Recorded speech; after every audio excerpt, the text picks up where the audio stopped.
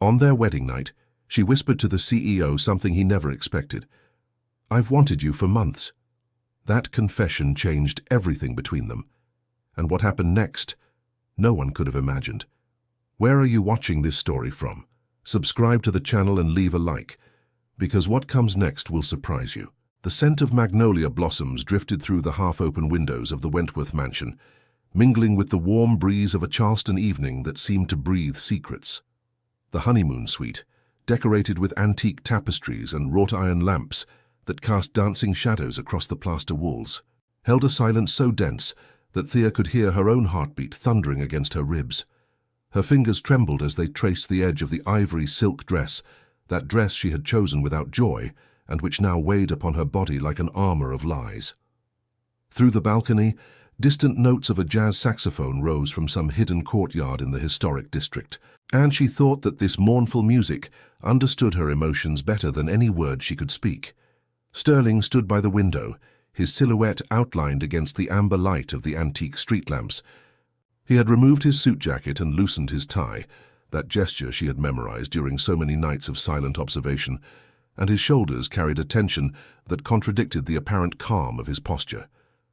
They hadn't touched since the obligatory kiss at the ceremony, that brush of lips so brief and formal it could barely be called contact. Thea knew she should remain silent, that the prudent, the safe, the expected thing was to maintain the courteous distance they had established during months of preparation, that this marriage was a contract, a transaction, an agreement between families that had nothing to do with the heart. But something in the vulnerability of that night, in the forced intimacy of this space they must share, in the weight of all the secrets she had carried for so long, pushed her toward the precipice. "Sterling!" His name came out like a plea, and he turned slowly, his dark eyes meeting hers in the golden penumbra. In his face there was something she couldn't decipher, resignation, exhaustion, or perhaps something deeper that neither of them dared to name. "There's something I need to tell you," she continued, and her voice sounded strange even to her own ears, as if it belonged to another woman, a braver one who didn't fear the consequences of truth.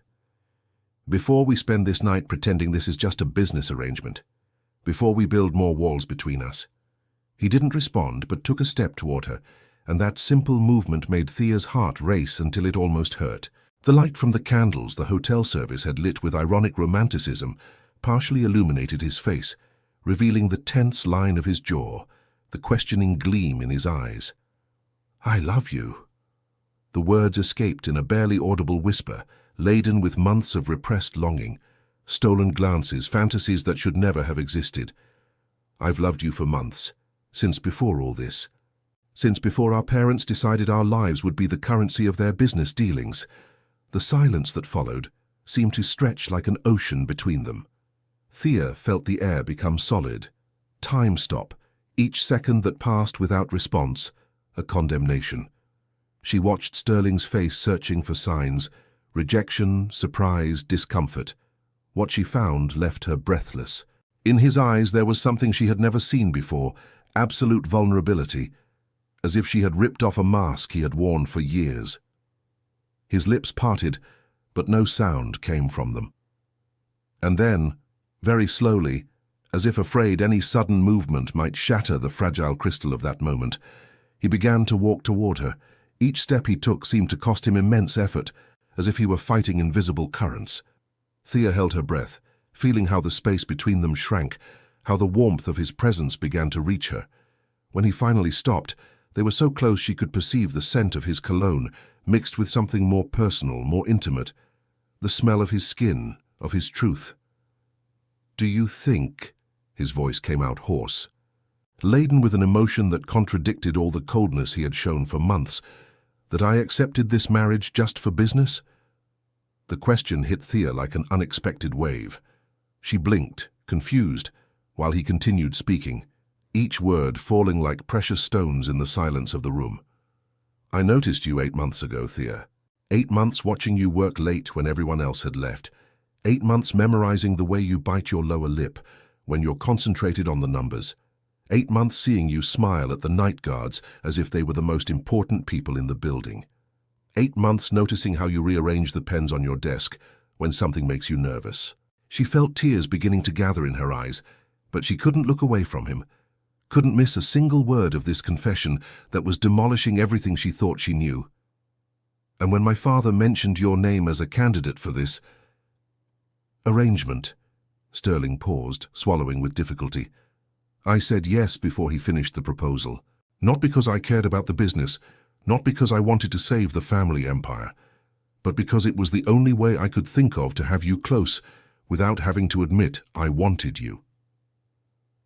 The world stopped, or perhaps it was just Thea's heart, which seemed to suspend in the air for an eternal instant, before beating again with renewed force.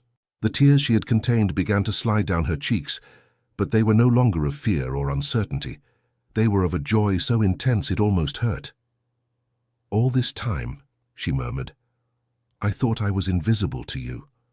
I thought I was just another employee, a convenient piece on your father's board. Sterling raised a hand and, with a delicacy that contradicted the hardness the world saw in him, wiped a tear from her cheek. His touch was warm, real, and sent an electric current through all of Thea's skin. You were never invisible, he whispered. You were the only thing I saw clearly amid all the noise. That night, there was no physical consummation of the marriage. There was something much more intimate. Two people sitting on the balcony of a Charleston suite, sharing truths they had guarded like forbidden treasures, discovering each other beyond the masks the world had forced them to wear. They talked until the sky began to lighten over the rooftops of Charleston, until the church bells announced a new day, until the scent of magnolia mixed with the promise of something neither of them yet dared to call love. But as the rising sun bathed the city in gold, Thea knew that whispered confession had changed everything. It was no longer just an agreement. It was no longer just a contract. It was the beginning of something real, fragile, and terrifying, but absolutely true. What neither of them could know was that truth, however liberating, also has the power to complicate things in ways we never imagine.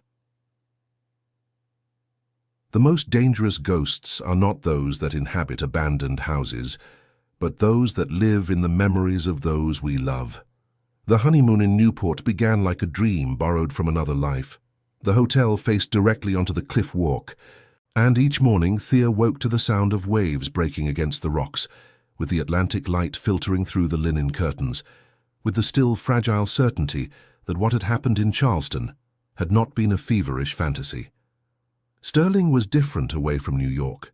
Without the weight of board meetings and corporate expectations, something in him softened. They walked along the cliff walk at sunset. Him telling her stories of childhood summers in these same coastal towns, her discovering layers of his personality that the office had never allowed her to see. They dined at Ocean Drive restaurants, and Thea marveled at seeing him laugh with genuine joy when she tried to pronounce the names of New England seafood dishes. But it was on the third night that the first ghost appeared. They were dining at a restaurant overlooking the harbor, the scent of the sea mixing with the aroma of lobster bisque, when Sterling's phone buzzed on the table. He looked at the screen, and his face transformed instantly. The muscles of his jaw tensed, his eyes lost the warm gleam they had maintained for days, and a familiar shadow, one Thea recognized from work nights at the office, fell across his features. "What's wrong?" she asked, feeling anxiety begin to climb up her spine. "Nothing important," he responded, but his voice had lost all the warmth of previous days. "Just news from New York." She didn't ask more, respecting the space he clearly needed. But that night, while he slept restlessly beside her, she took her own phone and searched the day's news. What she found made her stomach contract painfully. Vivian Ashford Pierce breaks her silence about her ex-fiancé's surprise marriage, read the headline of a society magazine. Below, a photograph of a stunning woman with raven black hair and emerald green eyes, posed with studied elegance before the cameras. The image had been taken at some recent event, and Vivian wore a red dress that screamed power and sophistication. "It's understandable that Sterling would seek a convenient alternative after our breakup," the article quoted, "but I'm surprised by the speed with which he found a solution. I suppose when it comes to saving business empires, the heart takes second place." Thea felt each word was a dagger stabbing into the fragile confidence she had begun to build. She searched for more information, finding photographs of Sterling and Vivian at gala events at Lincoln Center, at exclusive parties in the Hamptons, at intimate dinners at Michelin-starred restaurants. In each image, he looked at her in a way Thea didn't recognize, with a mixture of adoration and possessiveness that made her heart shrink. Had he been that intense with her? Had he ever looked at her with that absolute devotion? Or was she simply what Vivian suggested, a convenient solution? The next morning, Thea tried to act normally, but something in her behavior must have betrayed her, because during breakfast on the hotel terrace, Sterling set down his coffee cup, that cortado he always ordered but barely drank, and looked at her directly. "You've seen the news." It wasn't a question. She nodded, unable to find words that wouldn't sound accusatory or insecure. "Thea," he extended a hand across the table, seeking hers. "What there was between Vivian and me ended more than a year ago, and it ended because I refused to keep living a lie." "A lie?" The word came out before she could stop it, laden with an irony she didn't intend. Sterling closed his eyes briefly, as if seeking patience or the right words. "Our engagement was also an arrangement," he admitted.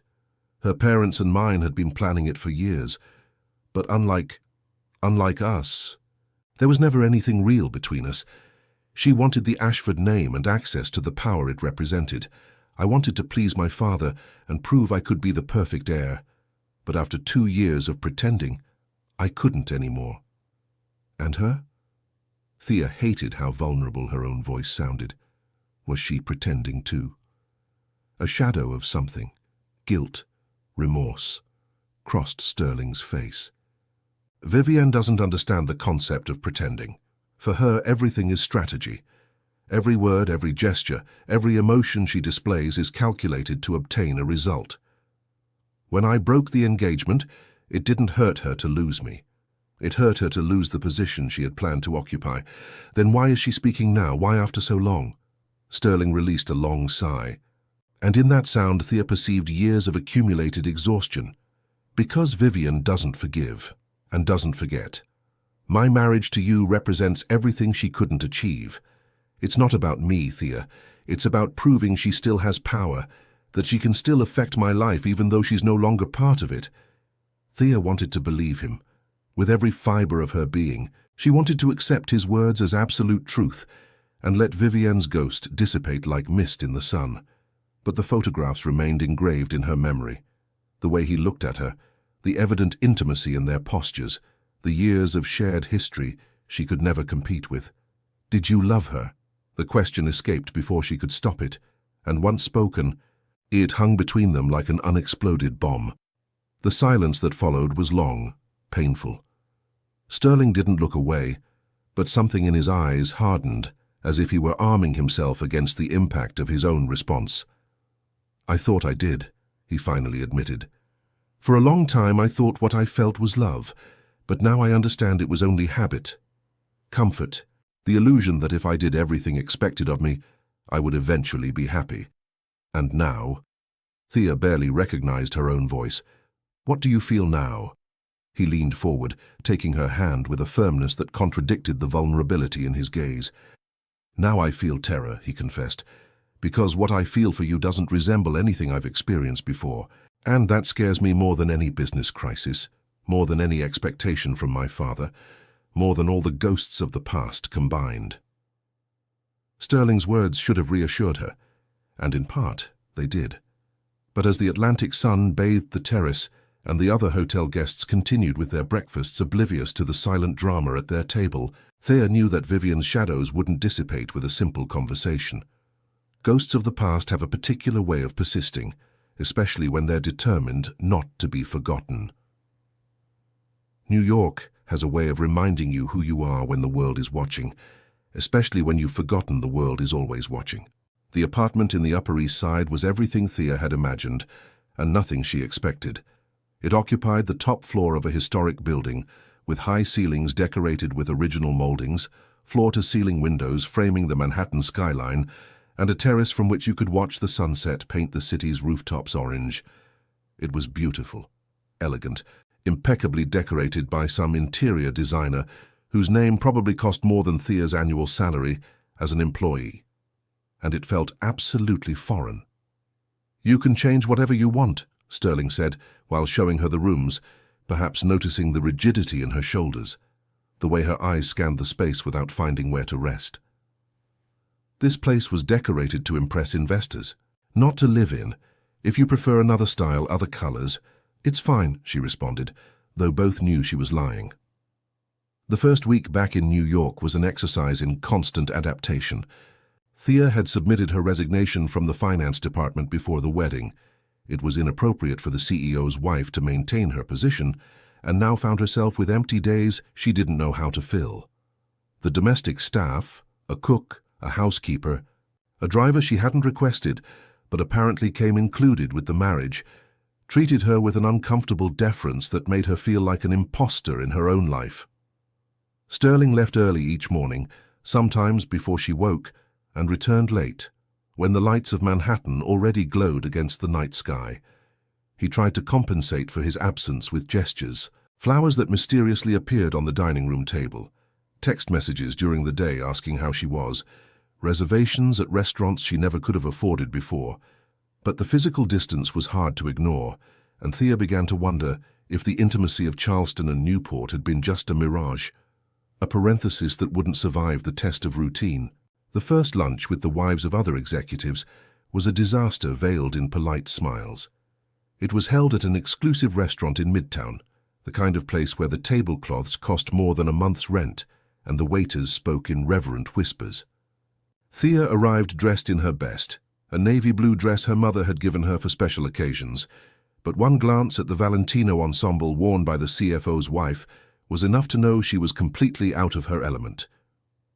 "So you're the famous Thea," said Caroline, the vice president's wife, with a smile that didn't reach her eyes.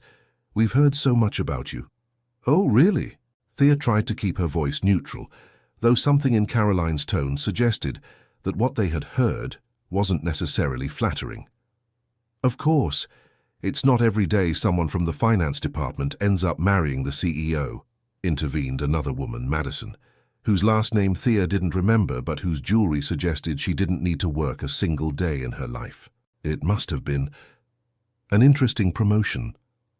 The words fell like acid, and Thea felt heat rise to her cheeks. She wanted to defend herself, explain that her marriage wasn't what they imagined, that there were real feelings involved. But how do you explain the truth when the truth itself is so complicated? "Sterling and I met in professional circumstances," she finally said, choosing each word carefully, "but what we have now has nothing to do with work." "Of course not." Caroline exchanged a look with Madison that Thea couldn't decipher. "No one is suggesting otherwise. It's just that, well, it's an unusual situation. Vivian Ashford Pierce was practically family. Her breakup with Sterling was a surprise to all of us. Vivian's name fell on the table like a grenade, and Thea felt the air become denser. Of course, these women knew Vivian. They had probably attended the same parties, frequented the same circles, shared confidences that now became weapons. "Circumstances change," Thea responded, surprising herself with the firmness of her voice. "People too." The rest of the lunch passed in barely disguised tension. The other women talked about vacations in Nantucket and limited edition handbags, about exclusive schools for their children, and renovations of second homes in the Hamptons. Thea nodded at appropriate moments, smiled when it seemed necessary, and counted the minutes until she could escape. When she finally arrived at the Upper East Side apartment, she locked herself in the bathroom and cried for 20 minutes, releasing all the humiliation and insecurity she had contained for hours. What was she doing? In what world had she believed she could fit into this universe of inherited privileges and social codes no one had taught her? That night, when Sterling arrived home, late, as always, he found Thea sitting on the living room sofa, looking at Manhattan's lights without really seeing them. "How was the lunch?" he asked, loosening his tie as he approached. She considered lying, saying it had been pleasant, that the other wives were lovely, that everything was perfectly fine. But something in the Charleston confession had broken a dam inside her, and she could no longer rebuild walls of falsehoods. It was horrible, she admitted, They made me feel like an intruder, like I had stolen something that didn't belong to me. Sterling sat beside her, and in the apartment's penumbra, his face showed a mixture of rage and guilt Thea didn't expect. What did they say? It's not what they said. It's how they said it. The looks, the silences, the constant references to her. She didn't need to pronounce the name. Both knew who she meant. "I'll speak with their husbands," Sterling said, and there was steel in his voice. "This won't happen again." "No," Thea took his hand, stopping him. "I don't want you to intervene. I don't want to be the wife who needs her husband to defend her. I just need time. Time to find my place in all this." He looked at her for a long moment, and something in his expression softened. "You don't have to find a place, Thea. You don't have to fit into any mold those women or anyone else has designed. You already are exactly who you should be." The words were beautiful, but as he embraced her on that too elegant sofa, in that too perfect apartment, Thea couldn't help wondering if it would be enough. If love, because that's what she was beginning to feel, a love that grew with each shared day, could survive the constant pressure of a world that seemed determined to remind her she didn't belong. Trust is like glass. It can take years to build, but a single moment to shatter it. The email arrived on a Tuesday morning, while Thea was having breakfast alone on the terrace. Sterling had already left for a meeting with Asian investors, and she was checking her phone without much interest when she saw the notification from Ashford Corporation's legal department. "Your immediate presence is required at the main offices for a meeting related to an internal security investigation." Thea's heart stopped. A security investigation? What could she have to do with something like that? She had left the company months ago, had turned in all her credentials and access, had closed that chapter of her life. An hour later, she sat in a conference room on the executive floor, surrounded by faces she knew from her time as an employee, but who now looked at her with a mixture of curiosity and suspicion. Across the table, Sterling occupied his usual place at the head, but his expression was that of the CEO, not the husband, professional, distant, impenetrable. 3 days ago, began the security director, a bald man with a severe gaze named Marcus, we detected a leak of confidential documents related to our expansion strategy in Latin America. These documents appeared in competitors' hands mere hours after being distributed internally. Thea listened without understanding what this had to do with her. She hadn't had access to any company documents in months. "After an exhaustive investigation," Marcus continued, "we traced the leak's origin.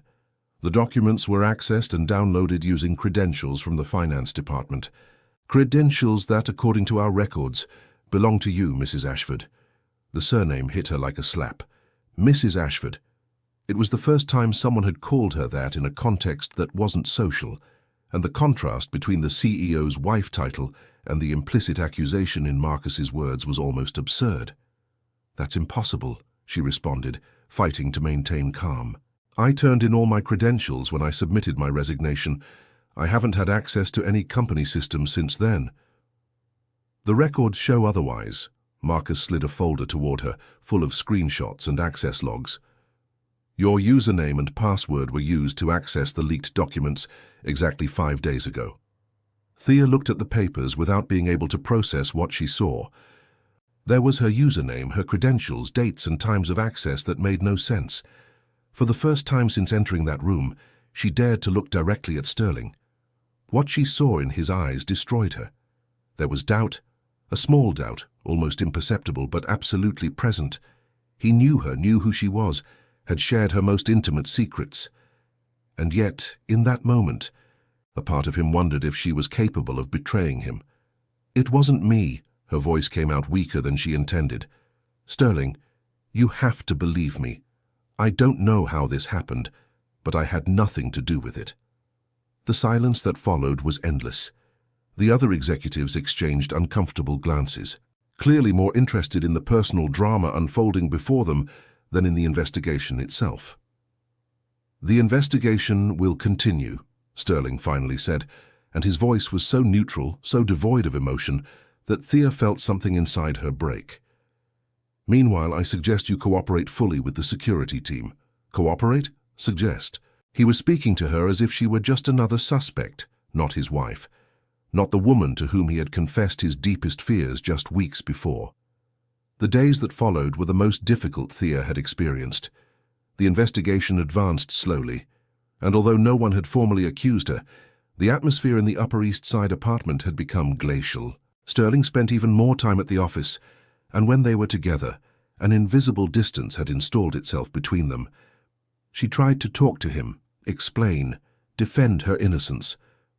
But each conversation ended the same, him saying he trusted her, but needed to let the investigation follow its course, her feeling increasingly alone, more betrayed, more lost. It was Grandmother Cordelia who gave her the first hint of hope. During a late-night phone call, while Thea cried in the bathroom so Sterling wouldn't hear her, the elderly woman mentioned something she had heard in a family conversation. "Your husband's sister, that Lorelei, she's always been problematic. Your mother told me she was excluded from the business succession years ago, and she never got over it." Thea knew Lorelei only by sight, a woman in her 30s who occasionally appeared at family events but always kept her distance. Sterling barely spoke of her, and when he did, it was with a mixture of sadness and frustration that suggested a complicated history. The next day, Thea began her own investigation. She reviewed old emails from her time as an employee, searching for any interaction with Lorelei or her associates. What she found left her frozen. Months before the wedding, someone had requested a credential verification for her username, claiming to be from the Human Resources Department. The request had been processed, meaning someone had had access to her login information without her knowledge. She presented her findings to the security team, which deepened the investigation. 3 weeks after that initial meeting, the truth came to light. Lorelei Ashford had used Thea's abandoned credentials to sabotage her own brother. Her motivation was as simple as it was devastating. If Sterling failed sufficiently, perhaps the board would reconsider her exclusion from the succession line. Thea's exoneration was complete, but the damage was done. When Sterling arrived home that night, he found his wife sitting on the same sofa where he had consoled her weeks before, but this time her gaze didn't seek comfort. It sought answers. "You doubted me." The words weren't an accusation, but a statement of a painful fact. "In that conference room, I saw the doubt in your eyes. After everything we shared, after Charleston, after every truth we confessed, a part of you thought I was capable of betraying you." Sterling didn't try to deny it. He sat across from her, with the weight of guilt visible in every line of his face. "All my life I've been taught to distrust," he finally said. "My father, business, this world. Everything has conditioned me to see threats everywhere. When I saw your name on those documents, my first instinct was to protect the company, and I hate that that instinct was stronger than my trust in you." "And now what?" she asked, because she genuinely didn't know the answer. "How do we move forward knowing that when things got difficult, your first reaction was to doubt me?" The silence that followed was long and painful. Outside, Manhattan's lights glowed indifferent to the human dramas unfolding behind its windows, and in that too elegant apartment, two people who had begun to build something real faced the first true crack in their foundation. Trust, once broken, can be repaired, but the scars always remain. Sometimes the greatest distance isn't measured in miles, but in shared silences. The days following the investigation's resolution passed in a kind of emotional limbo. Thea and Sterling cohabited the Upper East Side apartment like two satellites orbiting the same planet, close but never touching, following parallel trajectories that seemed destined never to meet. He rose before dawn, his silhouette barely visible in the bedroom's penumbra, as he dressed with the mechanical efficiency of someone who had repeated the same ritual thousands of times. She pretended to sleep, listening to the whisper of fabric, the soft click of the door, the footsteps receding down the hallway.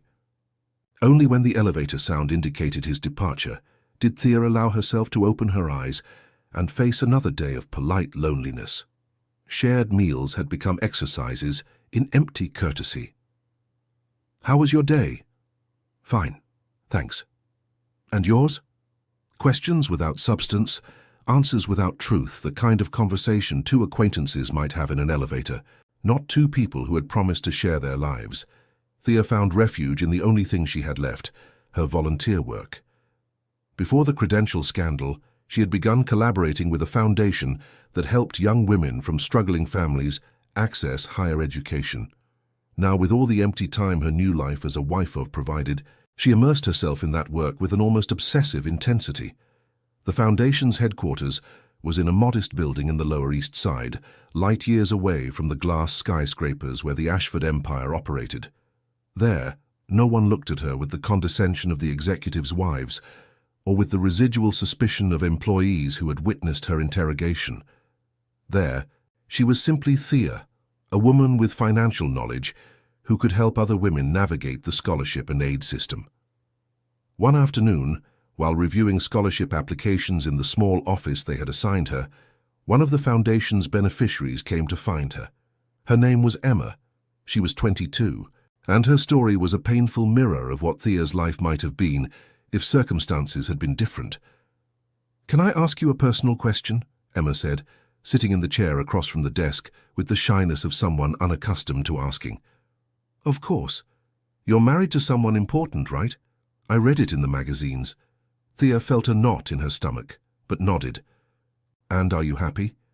The question was so simple, so direct, so impossible to answer with the truth that Thea was left speechless for several seconds. "Why do you ask?" Emma shrugged with that mixture of vulnerability and hardness that characterizes those who have had to grow up too fast. "Because you come here every day. You spend hours helping us, reviewing papers, searching for opportunities for us, and I wonder, if you have a life as perfect as the magazines say, why do you need to be here?" The honesty of the observation hit Thea harder than any veiled insult from the Midtown wives. Because Emma was right. Truly happy people don't flee their homes to fill the void with volunteer work. They don't count the hours until they can return to a place that feels less and less like home. That night, for the first time in weeks, Thea arrived at the apartment before Sterling. She sat on the terrace, watching the sun set over Manhattan, painting the sky with oranges and pinks that seemed to mock the grayness of her emotional state. When she heard the front door open, she didn't move. Sterling found her there with an untouched glass of wine in her hand and her gaze lost on the horizon. "We need to talk," she said, without turning to look at him. He sat in the chair beside her, leaving a space between them that seemed to symbolize everything that had gone wrong. "I know," he responded. "We can't keep going like this, living like roommates who barely tolerate each other, avoiding each other in our own home, pretending everything is fine when it clearly isn't. What do you suggest?" Thea finally turned to look at him, and for the first time in weeks, she really saw him. The exhaustion in his eyes, the new lines of tension on his forehead, the way his shoulders carried an invisible weight. Sterling was also suffering, in his silent and contained way. "I don't know," she admitted, "but I know that if we continue down this path, we're going to destroy the little we built, and I don't want that. Despite everything, despite the doubt and pain and distance, I don't want to lose you." The words hung suspended between them, a confession that was costly to pronounce but necessary. Sterling closed his eyes, and when he opened them, there was something different in them. Not professional coldness nor contained guilt, but a vulnerability Thea hadn't seen since Charleston. "Me neither." His voice was barely a whisper. "But I don't know how to fix this. All my life I've known exactly what to do in every situation. Negotiations, business crises, board conflicts. I have a protocol for everything. But for this," he gestured to the space between them, "I don't have any manual." For the first time in weeks, Thea felt something resembling hope. Not because they had a solution, but because at least they were talking. At least they were admitting there was a problem. At least they were looking each other in the eyes instead of avoiding each other. "Maybe we don't need a manual," she said. "Maybe we just need to start over. Get to know each other again, without the pressures of the agreement, without the shadows of the past, without anyone's expectations, but our own." Sterling looked at her for a long moment, and something in his expression began to soften. "How do we do that?" "I don't know," she repeated. But this time there was a small, fragile smile on her lips.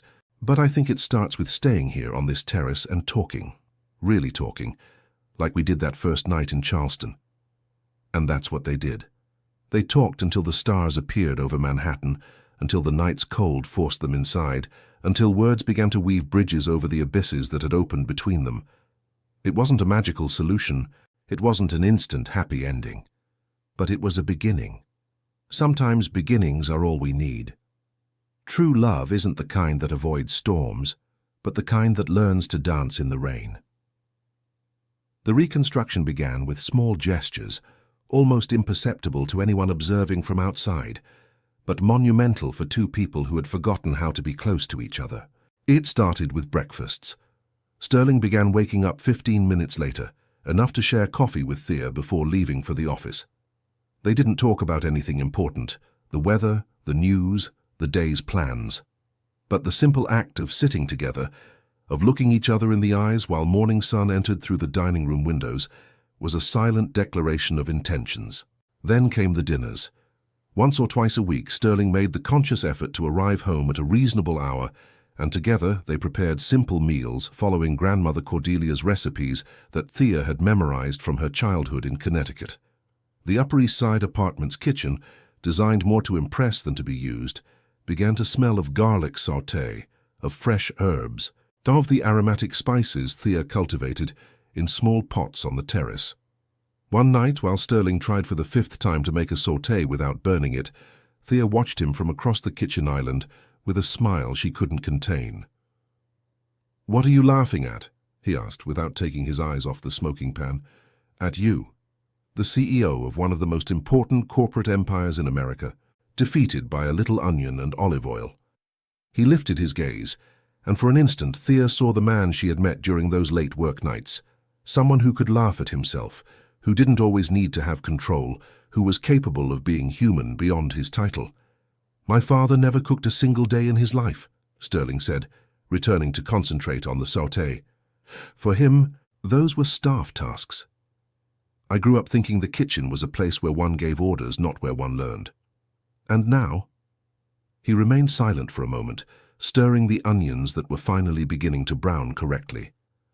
"Now I think my father missed many things by being so proud, like the smell of a house where someone is cooking, like the satisfaction of creating something with your own hands, like," he paused, searching for the words, "being present in the small moments that make life worth living." Thea felt something loosen in her chest, a knot she didn't know she had been carrying. This was the Sterling she had glimpsed that night in Charleston, the one who hid behind board meetings and quarterly reports. And seeing him emerge little by little was like watching something bloom that she had given up for dead. The following week, he surprised her with an unexpected proposal. "I want to take you to Bar Harbor," he said, during one of their new shared breakfasts, "to my family's summer house. Not the elegant one in the Hamptons we use to impress clients, but the small, old one, where I spent childhood summers before everything got complicated." Thea knew that house only by reference. Sterling had mentioned it during his nocturnal confessions in Charleston, describing it as the only place where he had ever felt truly free. That he wanted to share that space with her meant more than any luxurious gift could express. They arrived in Bar Harbor on a Friday afternoon, when the main sun was beginning to descend over the blue waters of the Atlantic. The house was exactly as he had described it, modest, a bit ramshackle, with walls whitewashed by years of sun and salt, and a small terrace that led directly to a rocky cove.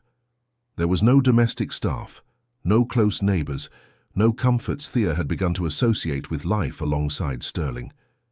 Just the two of them, the sound of the waves, and the aroma of wild rosemary growing among the rocks. That first night, sitting on the terrace with a bottle of local wine and a plate of bread and cheese, Thea felt something fundamentally change between them. Without the distractions of New York, without social obligations, without the ghosts haunting them in the city, they could finally see each other clearly. "Why didn't you ever bring me here before?" she asked, watching the stars begin to appear over the sea. "Because I was afraid," he admitted. "This place is. It's like a sanctuary for me, the only place where I can be just myself, without the weight of the surname, without expectations. Bringing you here was like exposing myself completely, and I wasn't sure I was ready for that." "And now?" He turned to look at her, and in the moon's silver light his eyes shone with something Thea was beginning to recognize as true love. "Now I believe that if I don't risk being vulnerable with you, I'll never have the chance to be completely happy. The words floated between them like a promise, and Thea knew they had crossed an invisible border. They were no longer two people trying to make an arrangement work. They were two people actively choosing each other, with all the risks that implied. The days in Bar Harbor passed in a kind of temporal bubble. They swam in the cove at dawn, cooked together with products they bought at the town market, read in silence on the terrace while the midday sun warmed the stones. Sterling taught her to sail in the small boat his grandfather had left moored in the harbor. Thea showed him how to identify the constellations her father had pointed out to her as a child. One afternoon, while walking through the town's cobblestone streets, they passed in front of a small art gallery. In the window there was a painting that stopped Thea in her tracks. Two intertwined figures, painted in shades of blue and gold, looking toward an infinite horizon. "It's beautiful," she murmured, more to herself than to Sterling. He looked at the painting for a long moment, and then at her. "Wait here," he said, and before she could protest, he had entered the gallery. He emerged 10 minutes later with the painting carefully wrapped. "For our apartment," he explained at her look of surprise, "or rather for our home, because I think it's time it stopped looking like a showroom and started feeling like a place where we truly live." The return trip to New York was different from the departure. Something had healed during those days by the sea, something the worst moments of the investigation or the weeks of distance hadn't been able to completely destroy. Trust, that fragile creature they had hurt, was beginning to breathe again. But the real world has a way of reminding us that vacations always end, and what awaited them in New York would test everything they had rebuilt. Ghosts of the past have infinite patience. They always find the perfect moment to reappear. The first sign that something had changed arrived in the form of an invitation, a cream-colored envelope, high-quality paper, impeccable calligraphy. Vivian Ashford Pierce requested the honor of their presence at an intimate dinner at her Greenwich estate. The date was 2 weeks away, and the attached note was written by hand in elegant script that seemed more threat than courtesy. "Dear Sterling and Thea, it's been too long since we had the opportunity to get to know each other properly. I believe it's time we left past misunderstandings behind and started fresh. With affection, Vivian." Thea read the note 3 times, feeling her stomach contract with each word. The final affection sounded particularly sinister, a warning disguised as fondness. "We don't have to go," Sterling said that night when they discussed the invitation. "I can invent any excuse. And give her exactly what she wants. Show that she intimidates me." He looked at her with a mixture of admiration and concern. "You don't have anything to prove, Thea. Not to her, not to anyone. But maybe I have to prove it to myself," she responded, and knew it was true. "I can't spend my life running from your past. If we're going to make this work for real, I need to be able to face whatever comes, including Vivian." The dinner was exactly as uncomfortable as Thea had anticipated, but in ways she didn't expect. Vivian's estate was spectacular, a neoclassical-style mansion surrounded by impeccably maintained gardens, with an infinity pool that seemed to merge with the Connecticut horizon. Everything about it screamed old money, inherited sophistication, the kind of elegance that can't be bought but must be born into. Vivian received them at the door with a smile that didn't reach her green eyes. She wore a simple black dress, but one that probably cost more than Thea's entire wardrobe combined, and her dark hair fell in perfect waves over her shoulders. "How wonderful that you could come," she said, kissing Sterling on both cheeks with a familiarity that made Thea clench her fists. "And you must be the famous Thea. I've heard so much about you." The same words Caroline had used months before, but spoken with more refined poison. The dinner was an exercise in elegant torture. Vivian dominated the conversation with the skill of someone who had attended hundreds of social events, weaving anecdotes about trips to exotic places, mutual acquaintances Thea didn't recognize, memories of events Sterling had attended in another life. Each story, each reference, each shared laugh was a subtle reminder of everything Thea didn't know, hadn't lived, could never compete with. But the worst came with dessert. "You know," Vivian said, bringing a spoonful of tiramisu to her lips with studied slowness, "I always admired Sterling for his capacity for adaptation. When circumstances change, he always finds a way to turn the situation to his advantage." "What do you mean?" Thea asked, feeling she was treading dangerous ground. Oh, nothing in particular, Vivienne smiled with false innocence. Just that when our engagement ended, many of us thought it would be devastating for him. But look at him now, married to a lovely woman, the company better than ever, everything perfectly resolved. It's almost as if he found exactly what he needed, at the exact moment he needed it.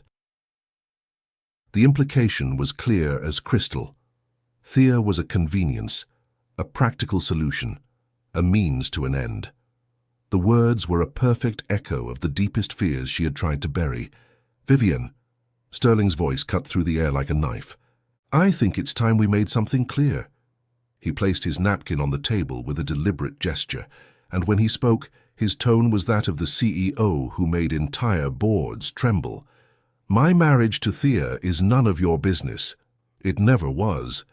And these little gatherings where you try to sow doubts or cause discomfort, end tonight. Because what I have with her is more real than anything you and I ever shared, and I won't allow you to contaminate it with your bitterness. The silence that followed was deafening. Thea saw Vivienne's mask crack for an instant, revealing something raw and wounded beneath, before composure returned to its place. I was only trying to be kind, Vivienne said, but her voice had lost all its venom. Build bridges. Bridges are built with good intentions, Sterling responded, standing. What you were building was a trap, and we're not going to fall into it. He took Thea's hand, and together they left the mansion without looking back. In the car on the way home, neither spoke for several minutes. Thea watched Manhattan's lights passing by the window, processing what had just happened. Finally, it was she who broke the silence. You didn't have to do that, she said. Defend me like that. Confront her. Yes, I did, he responded, without taking his eyes off the road. I should have done it a long time ago.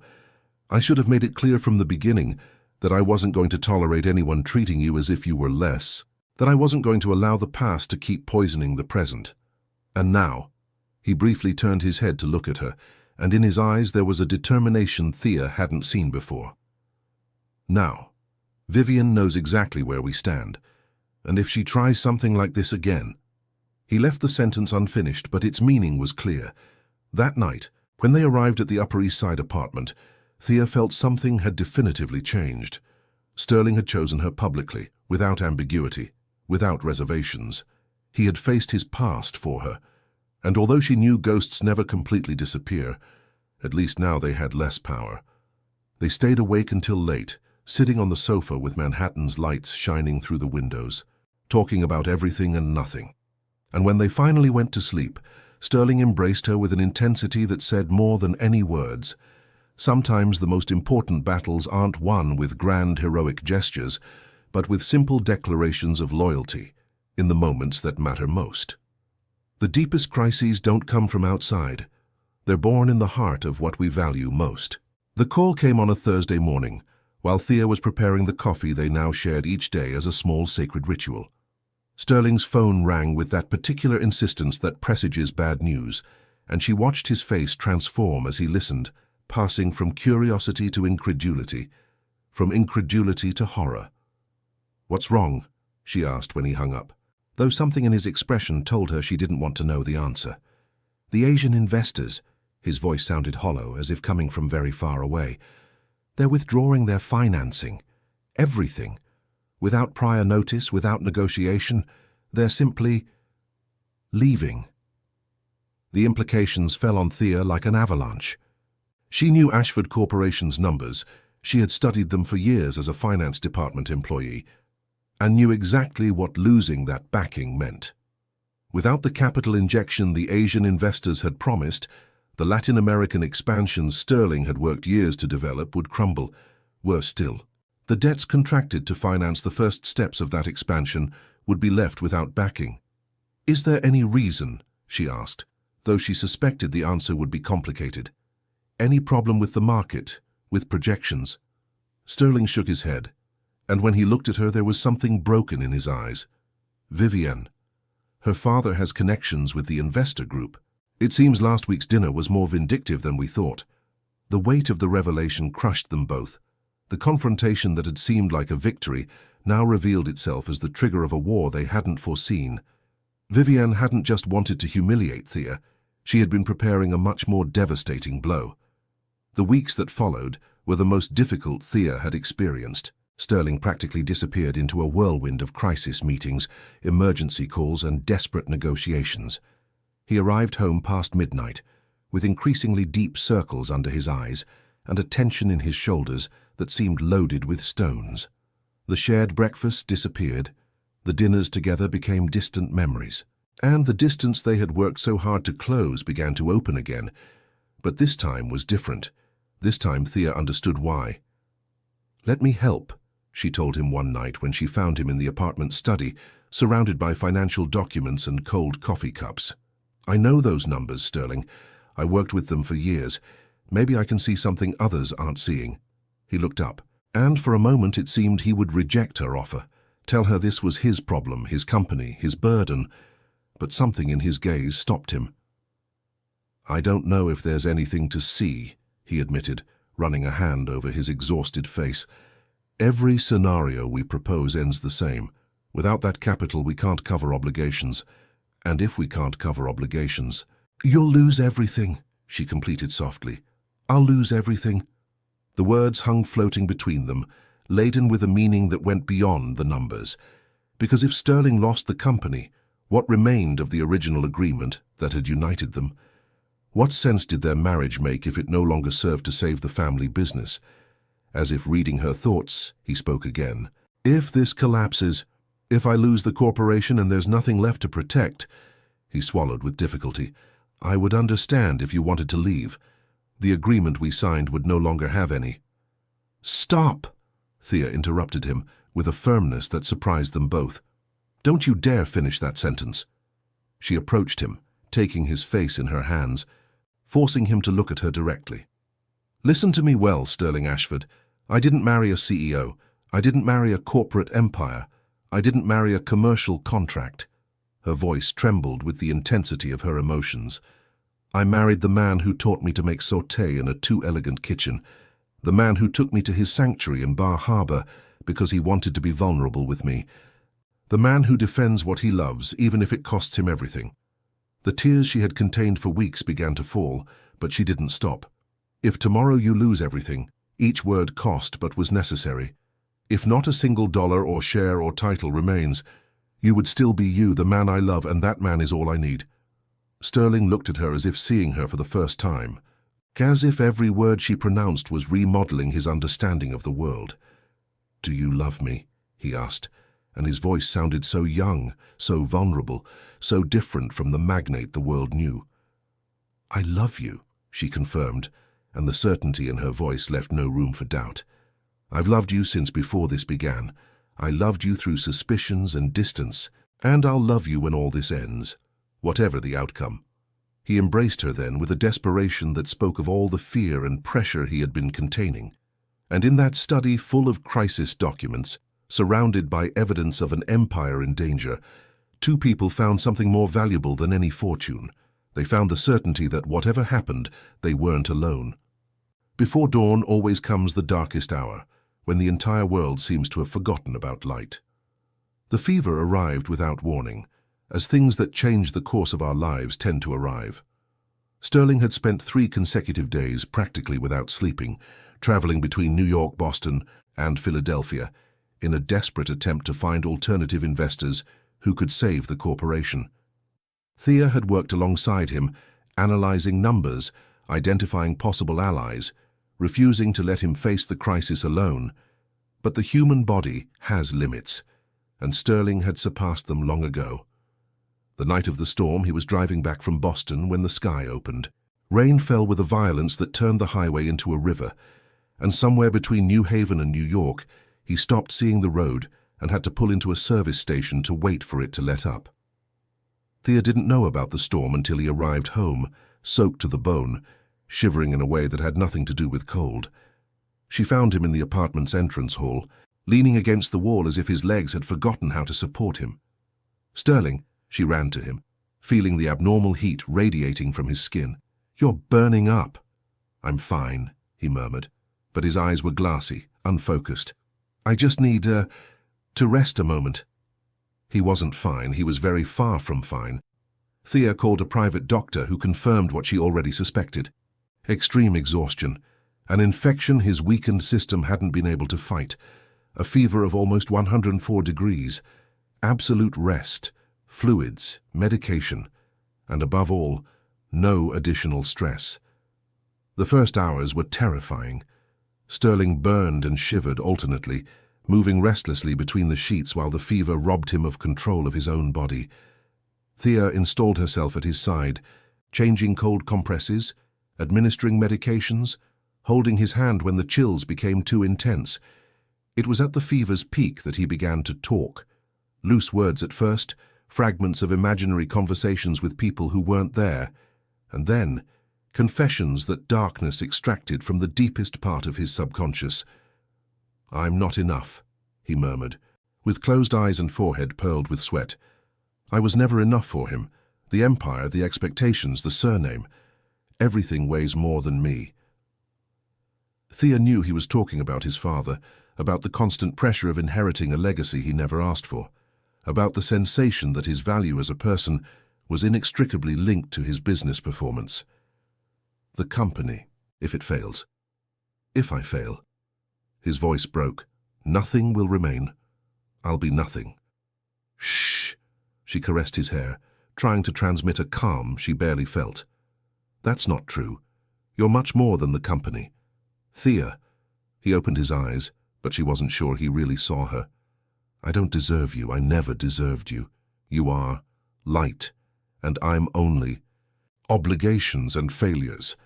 The words of delirium revealed wounds she hadn't known, fears he guarded so deeply that even she hadn't been able to glimpse them.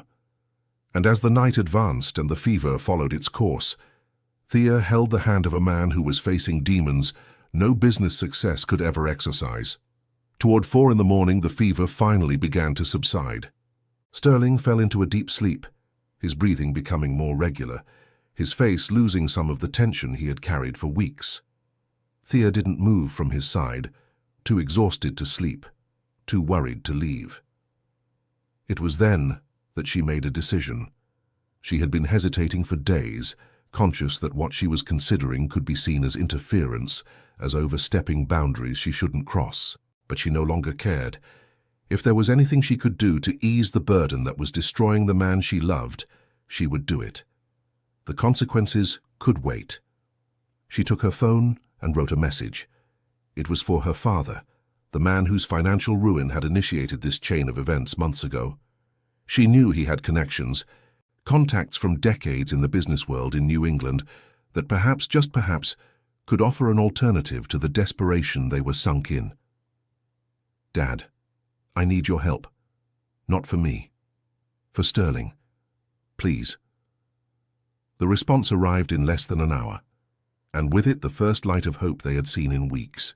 When Sterling woke the next day, weak but lucid, he found Thea asleep in the chair beside the bed, her hand still intertwined with his.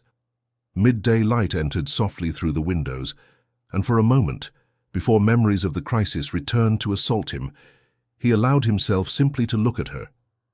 This woman, who had appeared in his life as part of a business arrangement, had stayed at his side when everything was collapsing, had held his hand during the darkest night, had listened to his deepest fears and hadn't fled. Perhaps, he thought while watching her sleep, perhaps he had been measuring the value of things with the wrong metric his whole life. "The wounds we show are doors we open. Not everyone is worthy of crossing them." Sterling's recovery was slow, but his pride's recovery was even more difficult. During the days following the fever, while his body regained strength, his mind fought a different battle. He knew he had spoken during the delirium. Fragments of what he had said returned to him at unexpected moments, like splinters embedding themselves in his memory. He had exposed fears he had never admitted aloud, insecurities he had buried so deeply he barely allowed himself to recognize them before himself. And Thea had heard it all. For the first time in his adult life, someone had seen beyond the armor he had built for himself, and he didn't know how to feel about it. One afternoon, while resting on the living room sofa following the doctor's strict orders, Thea sat beside him with 2 cups of chamomile tea. There was something in her gaze that indicated the conversation he had been avoiding had finally arrived. "How do you feel?" she asked, though both knew she wasn't referring only to his physical health. "Like I've been exposed," he admitted, because lying no longer made sense. "Like you've seen parts of me that not even I wanted to recognize." "And does that bother you?" The question was direct, without accusation or judgment, just genuine curiosity to understand what he was processing. "I don't know," he responded honestly. "All my life I was taught that vulnerability is weakness, that showing fear is inviting failure. My father—" He paused, searching for words. "My father built his empire on the image of unbreakable strength, and I learned that was the only way to survive in this world. And now?" He looked at her, and in his eyes there was genuine confusion, as if he were trying to reconcile contradictory truths. "Now I realize that that strength has cost me almost everything. My health, my peace of mind, the possibility of real connection with another person. Almost everything? I haven't lost you," he said, and there was astonishment in his voice, as if he still couldn't believe it was true. "You saw the worst of me, heard my most pathetic fears, and you're still here." Thea took his hand, that simple gesture that had become their particular language of love. "Sterling, what I saw that night wasn't weakness. I saw a man who has carried impossible expectations his whole life, and who finally allowed himself to admit the weight was too much. That's not pathetic. It's profoundly human. And if I can't fix this?" The question escaped before he could stop it, laden with all the fear that still consumed him. "If the company sinks and I lose everything my family has worked for during generations, then we'll face it together," she responded with a conviction that left no room for doubt. "And we'll build something new, something that's ours, not inherited." He closed his eyes, letting the words penetrate, trying to believe it was possible. His whole life he had defined his value based on what he could produce, achieve, maintain. The idea that someone could love him independently of all that was so foreign, so contrary to everything he knew, that he struggled to process it. "There's something I need to tell you," Thea said then, and there was a note of nervousness in her voice that made him open his eyes. "I did something while you were sick, something I perhaps should have consulted you about first." She told him about the message to her father, about the connections he had activated, about the conversations underway with a group of Boston investors who might be interested in a different alliance than the one they had lost. "I don't know if it will work," she concluded. "I don't know if they'll be willing to invest enough, or if the conditions will be acceptable. But I needed to do something. I couldn't sit idle watching you destroy yourself when there was any possibility, however small, of helping." Sterling listened in silence, processing the information. A part of him, the part raised by his father, wanted to protest. She had acted without consulting him, had involved third parties in the corporation's affairs, had made decisions that didn't correspond to her. But another part, one that was beginning to gain ground, recognized something different. She had seen a problem and had acted.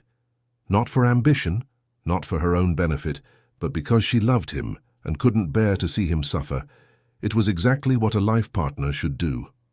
"Thank you," he finally said, and the two simple syllables contained more than he could express. "Aren't you angry?" She seemed genuinely surprised. "I should be, according to the rules I grew up with. But it turns out those rules have brought me nothing but loneliness and exhaustion. Maybe it's time to try something different." She smiled, and in that smile there was relief, hope, and something deeper neither of them yet dared to fully name. "So what do we do now?" she asked. "Now," Sterling sat up slowly, taking her hand. "We prepare the best proposal of our lives, together." It was the first time he had used that pronoun that way, together. Not him alone against the world, not her supporting from the margins. Together, as equals, as partners, as life companions in the truest sense of the term. And although the future remained uncertain, for the first time in a long time, Sterling felt that perhaps, just perhaps, everything could turn out well.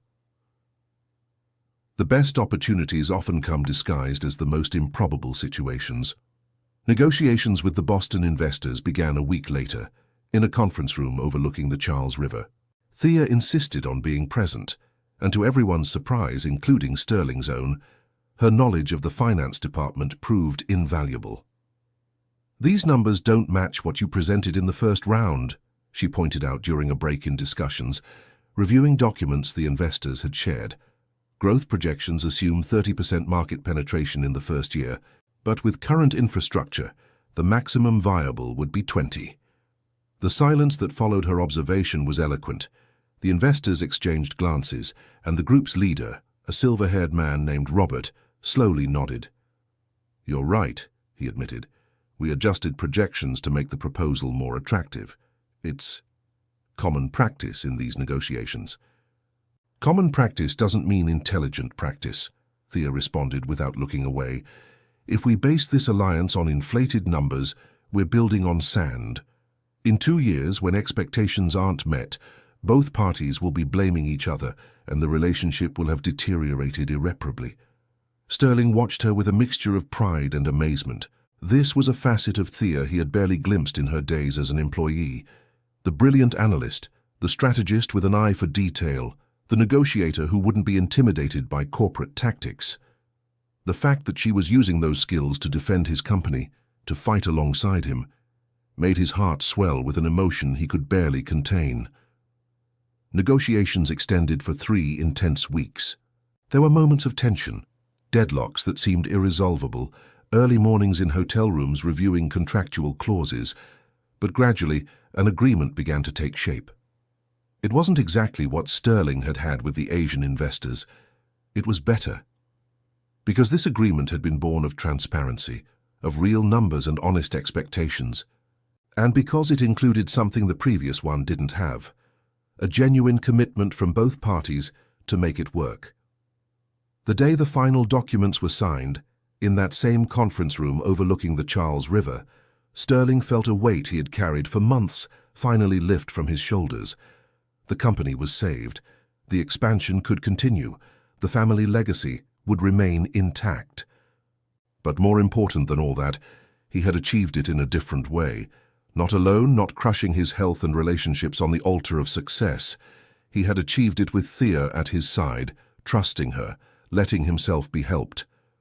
That night, they celebrated with a quiet dinner at a small restaurant in the North End, far from Michelin-starred establishments and New York's social pressures.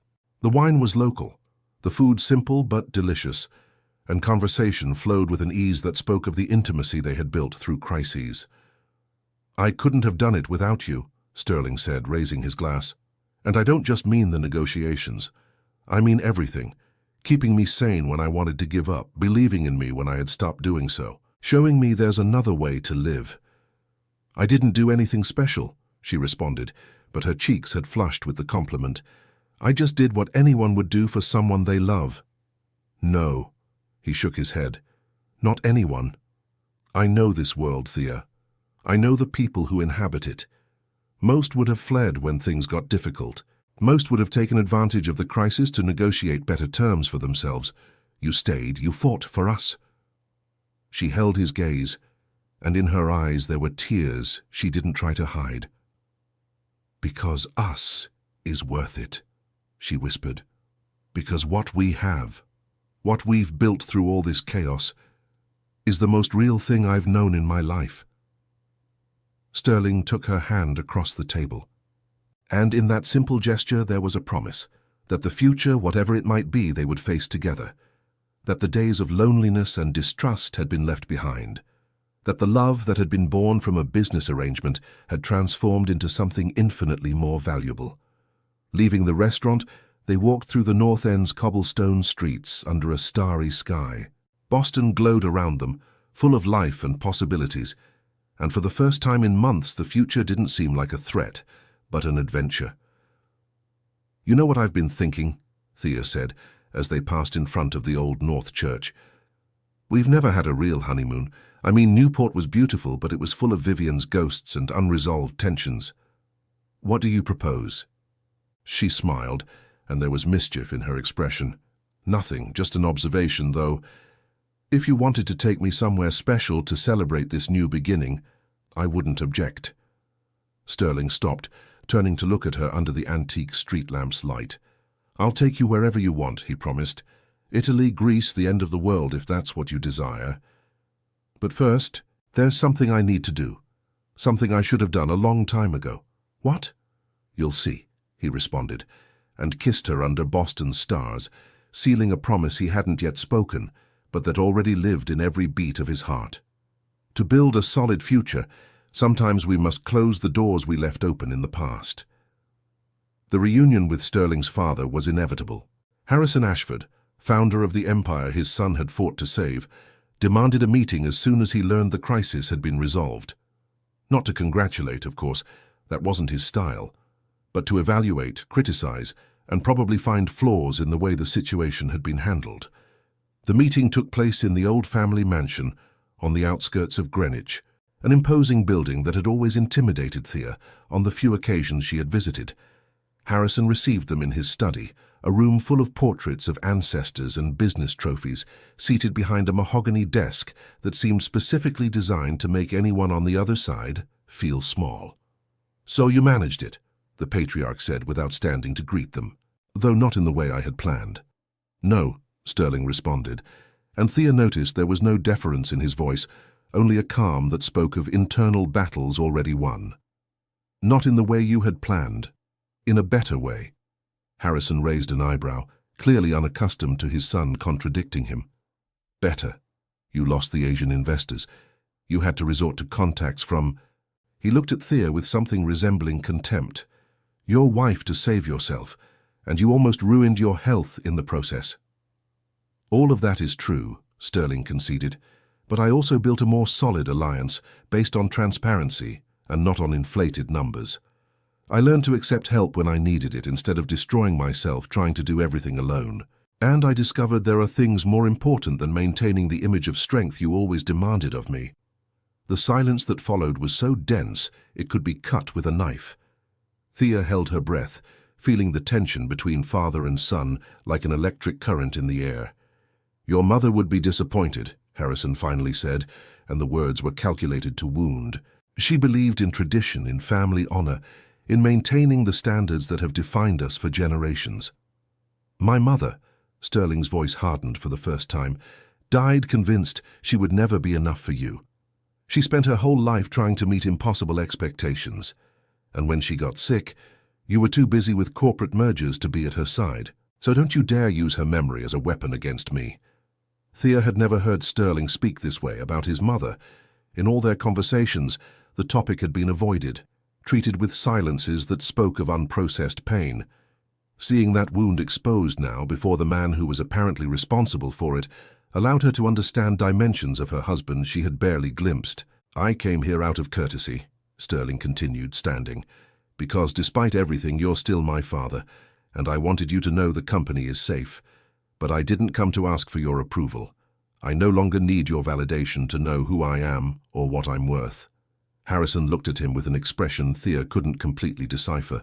Was it rage, surprise, or perhaps, very deep down, something resembling respect? "And her," the patriarch gestured at Thea with a dismissive wave, "I suppose she's responsible for this change in you." "She has a name," Sterling responded, and there was steel in his voice. "It's Thea. She's my wife. And yes, she's largely responsible for me being here today, healthy, at peace, with a future worth living. Something you could never give me." He turned toward Thea, offering her his hand. "Let's go, we've said what needed to be said." As they walked toward the exit, Harrison's voice stopped them one last time. "Sterling." He turned, but didn't return to the desk. "Your grandfather." He also defied his father. Also chose his own path when expectations became unbearable. There was a long pause, laden with unspoken things. Perhaps there's more of him in you than I wanted to see." It wasn't an apology. It probably never would be. But it was something. A recognition, however small, that perhaps, just perhaps, there was another way to see things. In the car on the way back to Manhattan, Thea took Sterling's hand on the gear shift. "Are you okay?" He didn't respond immediately. His eyes were fixed on the road, but she could see the internal work developing in his expression. "I don't know," he finally admitted, "but I think I'm better than I've been in a long time." Saying those things, confronting him, it was something I needed to do years ago, and now that I did it, he shrugged. "I feel lighter, like I've dropped a weight I didn't even know I was carrying." She squeezed his hand, transmitting without words all the pride and love she felt. "Then this is another beginning," she said. "Another ghost-faced." "Yes," he gave her a look that contained worlds. "And I'm beginning to think that with you at my side, I can face anything." True love isn't proven in moments of happiness, but in the conscious decision to choose each other again and again. A year had passed since that night in Charleston. A year of crises and reconciliations, of faced ghosts and forged alliances, of small daily moments that had woven a deeper intimacy than either had believed possible. Thea had found her place, not as the CEO's wife sitting at uncomfortable lunches with women who despised her, but as director of the Educational Foundation. She had started supporting as a volunteer, and now led with the same passion Sterling dedicated to the corporation. The foundation had grown, helping hundreds of young women access opportunities that otherwise would have been denied them. Sterling had learned to delegate, to trust his team, to not sacrifice his health or relationships on the altar of professional success.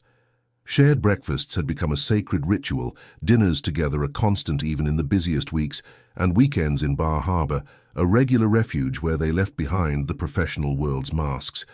But something was missing, something both felt but neither had dared to name. Their wedding anniversary fell on a perfect spring day, with New York's sky clear and a gentle breeze carrying the scent of blooming lindens. Sterling had planned something. Thea knew by the way he avoided her questions about the day's plans, by the secret messages with his assistant, by the mysterious smile he couldn't contain. The surprise was a trip, not to an exotic destination or a luxury resort, but to a small town in Vermont, to the little chapel where Grandmother Cordelia had married decades before. The same place the elderly woman had mentioned in her advice about true love, the place where stories began not with grand promises, but with small commitments cultivated day by day. "I don't understand," Thea said when they arrived, looking at the stone chapel surrounded by century-old maples. "Why here?" Sterling didn't respond immediately.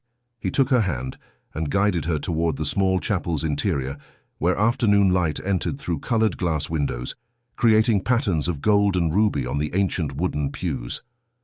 "A year ago," he began, his voice trembling slightly, "we got married in a ceremony with hundreds of guests, with business contracts as backdrop and family expectations as main reason. It was legal, it was official, it was everything the world expected." "I remember," she murmured, not knowing where this was leading. "But it wasn't real," Sterling continued. "Not in the way that matters. We got married because our families needed it, not because we chose it. And although everything that came after, the confession, the crises, the love we built, although all that was more real than anything I've known, I always felt something was missing. A conscious choice. A declaration that we're here not because we have to be, but because we want to be." He knelt then before her, in that empty chapel where only stone saints and afternoon light were witnesses. "Thea, I don't have a new ring to offer you. The one you wear is enough. I don't have business promises or contractual agreements. I only have this, a year of loving you and being loved by you. A year of discovering that the person you are is the person I want to spend the rest of my life with. A year of understanding that the best deal I ever made was saying yes to an arrangement that ended up being much more than that." Tears ran freely down Thea's cheeks, but she made no attempt to stop them. "Will you marry me?" he asked. "Not out of obligation, not for convenience, not for anyone else but us. Will you choose me as I choose you, today and every day that comes after?" The answer didn't need words. Thea fell to her knees before him, taking his face in her hands, kissing him with all the emotion she had accumulated during a year of transformations. "Yes," she whispered when they finally separated. "I chose you a year ago in Charleston, when I confessed what I felt without knowing if you felt the same. I chose you every day during the crises, when it would have been easier to give up. I choose you now, not because I have to, but because there's nothing in this world I desire more." They married that afternoon, In an improvised ceremony with a local pastor, grandmother Cordelia had contacted, because of course she was involved in the surprise. The only witnesses were the elderly woman, Thea's father, and Lorelei, yes, Lorelei, who had spent the last year reconciling with her brother after the truth about the sabotage came to light. There were no Society magazine photographers, no guests representing business alliances, none of the pomp that had characterized their first wedding. Just two people who had found each other for the wrong reasons and had built something right against all odds. When they left the chapel, the sun was setting over Vermont's fields, painting the sky with the same orange and pink tones that had witnessed their original confession in Charleston. Grandmother Cordelia waited for them with a smile that spoke of wisdom, accumulated through decades of observing love in all its forms. "I told you once," she reminded them, embracing them both. "The best love stories are born from the most improbable circumstances, but you've surpassed them all. Love isn't a destination we reach, but a path we choose to walk together, one step at a time." 3 years after that second wedding in Vermont, the Upper East Side apartment had stopped being an impersonal showroom to become a true home. The painting from Bar Harbor, the one Sterling had bought in an impulse that symbolized his first step toward vulnerability, occupied the place of honor above the fireplace. The walls were full of photographs, stolen moments from their travels, family portraits that now included grandmother Cordelia with her wise smile, snapshots of foundation events where Thea appeared surrounded by the young women she had helped, and in the center of everything, in the bedroom they had redone together, when they decided each space of their life should reflect who they were now. A crib of light wood awaited its first occupant. Thea woke that spring morning with dawn light filtering through the curtains and the certainty that something had changed. The weight in her belly, already considerable after 8 months of pregnancy, had shifted, and there was a different, more urgent pressure. "Sterling," she whispered, touching his shoulder gently. "I think it's time." He woke instantly, adrenaline erasing any trace of sleep, and in his eyes there was a mixture of terror and joy Thea found endearing. "Time? Already? Are you sure?" Questions tumbled out as he jumped from the bed, searching for the bag they had prepared weeks ago. "How do you feel? Does it hurt much? Can you walk?" "Calm down," she smiled despite growing discomfort. "I've been preparing for this for months, and you've read every book about childbirth that exists. We're ready." But the calm of her words didn't completely reflect what she felt. Because this moment, this step toward a new stage of their lives, was different from everything they had faced before. Business crises, ghosts of the past, trust rebuilding, all that had been difficult, but known. This was completely new territory. The journey to the hospital passed in a fog of intermittent contractions and conversations attempting to distract from underlying fear. Sterling drove with one hand, while the other held Thea's, and when they arrived at the clinic, a team of professionals awaited them, alerted by calls he had made on the way. The hours that followed were the most intense of Thea's life. Pain came in waves, each stronger than the last, and there were moments when she doubted her own capacity to continue. But each time she faltered, Sterling was there, holding her hand, whispering words of encouragement, reminding her she was stronger than she believed. "You can do this," he told her, with the same conviction he had shown during the most difficult negotiations. "You've overcome things that would destroy anyone. This is just another challenge, and like all the others, you'll conquer it." And he was right. When the newborn's cry filled the room, Thea felt something fundamentally reconfigure inside her. All the pain, all the uncertainty, all the fears, dissolved in the instant they placed her daughter on her chest. She was small, wrinkled, with dark hair wisps reminiscent of her father, and eyes that, though they hadn't yet defined their color, looked at the world with a curiosity that spoke of infinite possibilities. "She's perfect," Sterling whispered, with tears running freely down his cheeks without any attempt to hide them. "Absolutely perfect." "Cordelia," Thea said, looking at her daughter with a love so intense it almost hurt. "Her name will be Cordelia, for the person who taught me that true love grows in shared silences and small kindnesses no one else sees." Sterling nodded, unable to speak, and in that gesture there was a promise. That this girl would grow up knowing a different kind of love than what he had experienced, a love without conditions, without impossible expectations, without the constant shadow of judgment. Later that night, when visits had left and the hospital had fallen into that particular quietness of nocturnal hours, Thea lay in bed with Cordelia asleep in her arms and Sterling seated at her side, refusing to let go of her hand. "Do you remember that night in Charleston?" she asked, watching her daughter sleep. "When I confessed I loved you and didn't know if you felt the same." "Every detail," he responded. "The scent of magnolia, the sound of the jazz saxophone from the street, the absolute terror that you would pull away when I told the truth." "I never imagined we'd get here," she continued. "When I accepted this marriage, I did it thinking it was the end of my dreams, a necessary sacrifice to save my family. I never thought—" Tears began to form in her eyes. "I never thought it would become the beginning of everything I always wanted." Sterling leaned in, softly kissing her forehead, then Cordelia's, and finally her lips. "Me neither," he admitted. "I spent years convinced that love was weakness, that vulnerability was dangerous, that the only way to survive was to build increasingly higher walls. And then you appeared, with your brutal honesty and your refusal to let me hide, and you demolished all my defenses. And now?" He smiled, and in that smile there was a peace Thea had never seen, not even in their best moments together. "Now I have everything I never knew I needed. A partner who knows me in my worst moments and chooses to stay. A purpose that goes beyond numbers and business achievements. And this little one," he looked at Cordelia with a tenderness that completely transformed his normally serious features, "this little one who will remind us every day why it's worth being brave." Outside, dawn was beginning to paint New York's sky with the first pink tones of the new day. Inside the room, a newly formed family rested together, united not by contracts or obligations, but by something much more lasting. The love they had chosen to cultivate, day by day, through every storm and every celebration. Thea closed her eyes, letting the warm weight of her daughter and Sterling's constant presence lull her towards sleep. She had begun this journey as an anonymous employee with a secret love and an uncertain future. She ended it, or rather continued it, as a woman who had discovered that the most improbable circumstances can lead to the most beautiful destinies.